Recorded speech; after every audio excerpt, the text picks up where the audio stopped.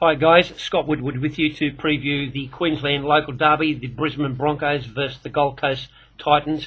And look, normally this is a gimme game for the Broncos. They've got a wonderful record against the Titans. Really doesn't matter where they play. The last 12 they've played, the Broncos have won 8 of them. As a matter of fact, the last 9 games that they've played at Suncorp Stadium, Brisbane have won 7 of them. The Gold Coast have only managed to win 2 out of the last 9 games. And so, look, while we expect the Broncos to win this game, and the prices certainly reflect that that will be the case, it's not a gimme game, only because a lot of the Brisbane guys are backing up, and the Titans are starting to find just a little bit of form. We've been saying for weeks now they're not that far off, and they've finally have selected a guy who's a Fenningham second receiver, 5'8", as in Aiden Caesar, and he takes so much pressure off Scott Prince. He gives the Titans a second point of attack, and previously, not just in previous weeks and months, but in previous years, the biggest problem that the Titans have always had is that Scott Prince has always been the one point of attack, and it's become very predictable for opposition teams to defend against. Now, when you've got a guy like Aiden Caesar, and I have to say, he's still probably another 12 months of being a dinky guy first grade player, but he has got that natural talent, and he can still take the pressure off and be an alternative to Scott Prince, and that's a big factor here.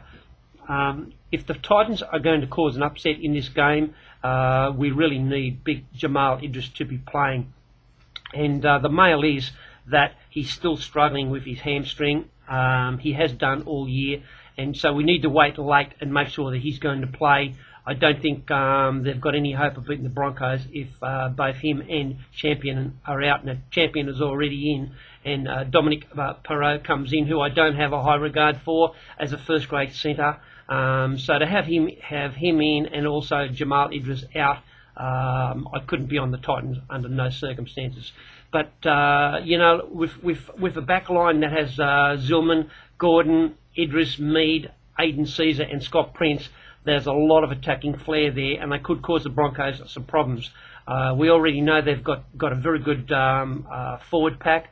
I have a high regard for Matt Schramer. I think he's an outstanding hooker forward, and when you add in guys like Greg Bird and also Nate Miles, who will drop back to lock forward, it's a very formidable Titans side, and it was no surprise to see them beat an understrength Manly team last round, and I don't see any reason why they can't cause the Broncos any problems here.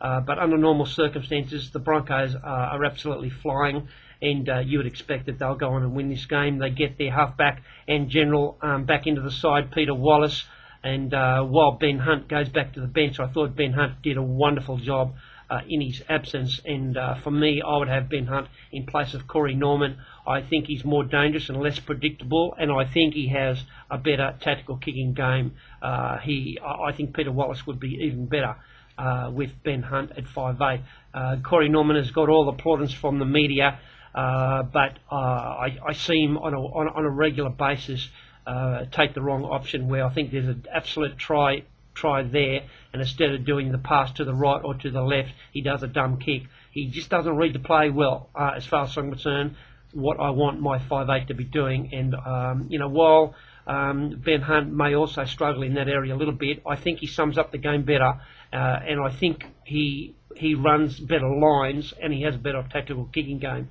I would certainly be pluming for him as my partner for Peter Wallace, but it looks like Corey Norman will be the guy. He'll be the guy in there. And look, you look at the bench: Ben Hunt, Josh Maguire, Matt Gillette, and Dunamis Louis is onto the bench again, and I have a high regard for him. I think he'll be a first grader for a long, long while. Certainly when he gets himself match fit, he hits the line hard and has got all the skills, and really looking forward to seeing him playing. But the Broncos are flying. They're really got it down that they want to finish in the top 2 positions, which is the all-important top 2 positions now that the NRL has structured the competition like they have in the semi-finals, and it's such a big advantage to finish first or second to get those home games, and to be playing either teams 3 or 4 in your patch. It's a massive advantage. So the Broncos are in track to do that, and while they should win this game, I don't think they represent any value for our members, and we won't be doing anything on this game. But that may very well change if Jamal Idris is a late out. That will just present the game to the Broncos, and they could rack up a big score here. But I give the Titans a rough chance at the odds if Idris plays.